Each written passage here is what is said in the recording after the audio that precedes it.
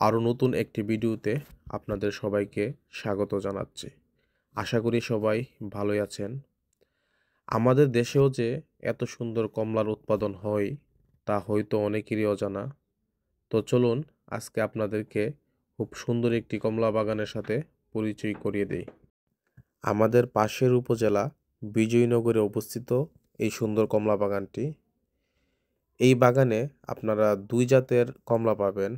এর মধ্যে একটি হচ্ছে দার্জিলিংয়ের কমলা, আরেকটি হচ্ছে চায়না কমলা। দার্জিলিংয়ের যে জাত, ওই জাতের কমলাটি ইতিমধ্যেই শেষ হয়ে গেছে এবং চায়না কমলা আমরা বাজারে যা পেয়ে থাকি এখন, ওই কমলাটি এখন অ্যাভেলেবল আছে।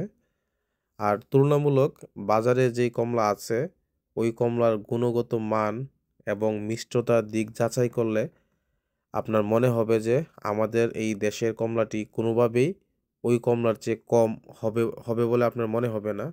আর এইখানে আসার পর আপনি নিজের হাতে অর্গানিক কমলা পেড়ে খেতে পারবেন এবং আপনাদের পছন্দ হলে তা ফ্যামিলির জন্য নিয়ে আসতে পারবেন। আসসালামু আলাইকুম, আশা করি সবাই ভালো আছেন। আমরা এখন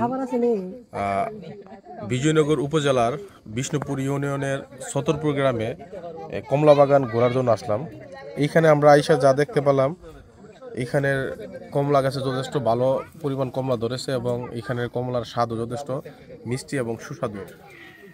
এইখানে যারা আসতে চান তারা আসতে পারেন এবং এইখানের কমলা নিজের হাতে পেরে বাড়ির জন্য আপনি নিতে পারেন। আর এইখানে আসার পরে আপনার কাশ্মীরের যে কমলা একটা ফ্লেভার আছে, এই ফ্লেভারটা আপনারা পাইবেন। আপনারা যারা আসতে চান তারা আসতে পারেন। আর এইখানে কমলা বাগানের যে ওনার, উনি যথেষ্ট ভালো মানুষ।